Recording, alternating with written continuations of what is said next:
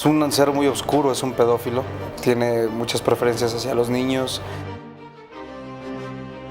El hecho de que Fabián pueda asumir de pronto que sí está enfermo, enseñarles a cuidarse, no a que tengan miedo de la gente, porque esa es una línea muy delgada también. Hola, estamos aquí con Luis Fernando Peña, tremendo actor, y estamos muy agradecidos de que estés con nosotros en este dicho, que en este personaje tan siniestro. Primero, gracias por estar aquí. Cuéntanos de Fabián. Fabián es un chavo que es microbusero, que es al final del día su máscara. Realmente él es un ser muy oscuro, es un pedófilo, tiene muchas preferencias hacia los niños. Es un hombre que al final del día tiene necesidades de sentir el poder, de sentirse que él tiene el control de las cosas, de sentir el mando, de imponer su postura en todos lados, tanto en el trabajo, en su casa, con su mamá. Es un hombre que al final, que a lo largo de su vida tuvo muchas carencias de cariño, que según yo, lo que armé, tuvo muchas carencias cuando era muy pequeño, ¿no? También sufrió una violación por parte de su papá. Nunca dijo nada a nadie, se lo guardó, y yo creo que eso fue lo que lo llevó a despertar este instinto tan oscuro, este dark side que tiene. Fíjate que bien dices que este personaje tiene una serie de carencias afectivas que son muy evidentes a lo largo del capítulo, y sin embargo esa necesidad de poder, o esa necesidad de ser abusivo ante los demás, pues no se justifica de alguna forma, porque ¿cómo podríamos justificar el actuar de este personaje? No, yo creo que ninguna de estas actitudes que tiene Fabián se justifica, ¿no? Definitivamente una cosa que es muy entendible, el hecho de que haya tenido muchas carencias, de que haya sufrido abusos en casa, en la escuela, no sé, y que ahora la vida lo haya transformado y sea así, no se justifica para nada. Creo que debe o debió en su momento acercarse a su familia, hablar, acercarse a gente que lo pudiera ayudar, no sé, algún médico, un psicólogo, con su propia madre. Creo que al final del día la comunicación entre familias es muy importante, y si tú llegas con tu mamá o con tu papá, o con alguien cercano a tu familia que sabes que te puede ayudar, le platicas las cosas, creo que las cosas pueden ser muy diferentes. Y yo creo que en muchas áreas, y no necesitas ser un pedófilo para hacerlo, muchas veces vivimos siendo víctimas, ¿no? Es como una especie de defensa, es que yo sufrí mucho, es que yo no tuve oportunidades, es que, o sea, la victimización muchas veces los adultos la usamos como un escudo para hacer cosas que sabemos que no son correctas, pero que nuestra posición de víctimas de alguna forma nos defiende, o creemos que la gente va a decir, bueno, pobrecita o pobrecito porque le pasó esto, ¿no? Yo creo que ahí hay ejemplos de personas que sufren a lo mejor una misma situación difícil, y una persona sale de ahí como víctima y otra persona sale de ahí como vencedora de un reto, ¿no?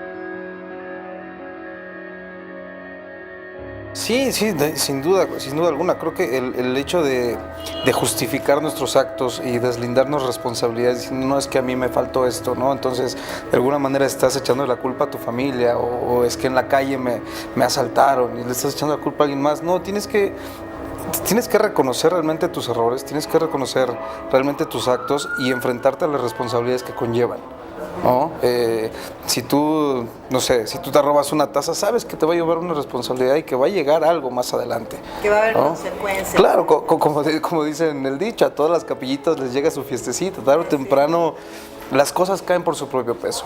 Pero si tú asumes tu responsabilidad desde un principio, creo que te va generando un cierto cambio de conciencia y puedes llegar a ser completamente diferente. Eso es algo que yo siempre he creído. Y qué interesante que ese asumir tus actos y las consecuencias de tus actos en realidad te empodera, que es lo que está buscando este personaje de Fabián, ¿no? El personaje está, a través del abuso, está tratando de ser poderoso y no se da cuenta que el verdadero poder estaría en tomar la responsabilidad de su vida y de sus actos, ¿no es cierto? Sí, el asumir que el hecho de que Fabián pueda asumir de pronto que sí está enfermo, que tiene una enfermedad psicológica, creo que le daría muchísimo más poder aún para poder controlarse él mismo, que a veces es mucho más difícil controlarse uno que controlar a los demás. El controlarse él podría cambiar completamente su entorno familiar, la relación que tiene con su madre, que es también muy agresivo con ella, ¿no? Eso es como un síntoma de este tipo de personas que tratan de demostrar su poderío en la casa, en la calle. Lo que te decía hace rato es imponer, yo soy así y yo soy violento por naturaleza y lo voy a hacer en todos lados.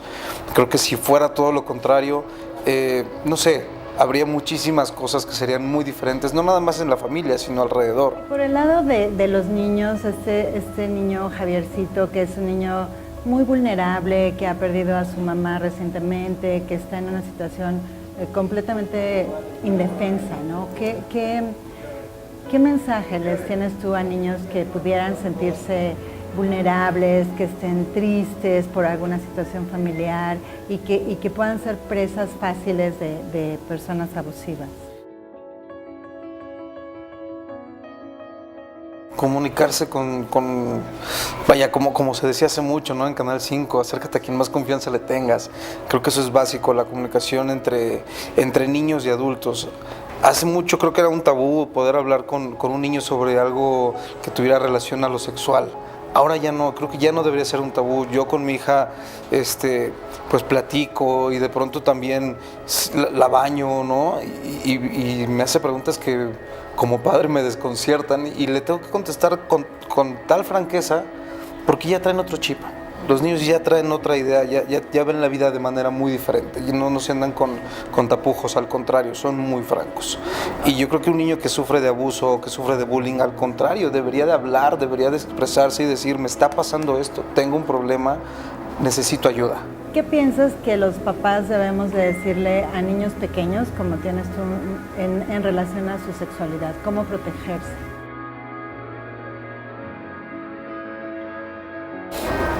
Pues tienes que ser muy abierto realmente, decir las cosas como son, como las platicamos nosotros los mayores, ¿no? Entre comillas.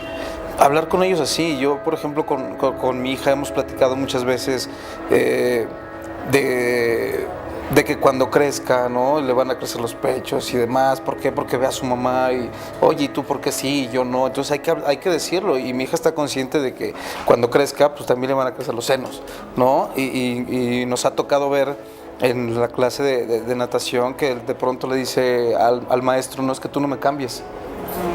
Que me cambie nada más mi papá o mi mamá. Es muy importante eso, ¿no? Que los niños sepan que su cuerpo es suyo, debe de respetarlo y hay ciertas personas que lo pueden tocar, básicamente su papá y su mamá y las personas que ellos indiquen, nada más. Sí, enseñarles a cuidarse.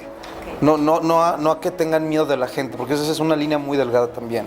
Que aprendan a cuidarse de todas las personas, incluso me atrevo a decirlo, tanto de papá como de mamá, ¿no? Y lo vemos en este capítulo, es su primo y está tratando de abusar de él, incluso hay que desconfiar a veces hasta de nuestra propia sombra, desgraciadamente así es ya en este país y nada, creo que mientras más confianza nosotros tengamos con los niños, seamos más abiertos, dejemos de ser tan autoritarios con nuestros niños, creo que las cosas van a ser bien diferentes en este país y van a dejar de existir este tipo de enfermedades. No hablemos de personas, sino de enfermedades tan extrañas, tan retorcidas que existen en nuestra sociedad. Y también fíjate, algo que me dices y lo pienso, los niños tienen muy desarrollado su sentido de la intuición.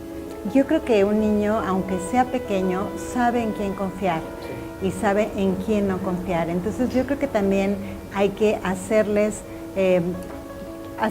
validar todo el tiempo su intuición. Si el niño no quiere besar al tío, no quiere besar al tío, por algo será.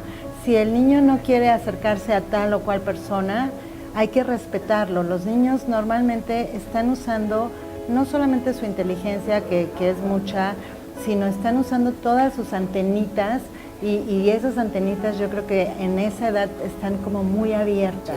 Sí, pasa algo muy cruel de pronto. Subestimamos demasiado a los niños.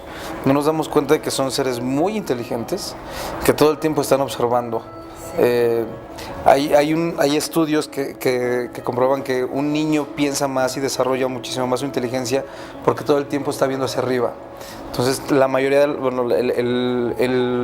irrigación sanguínea siempre se va al cerebelo.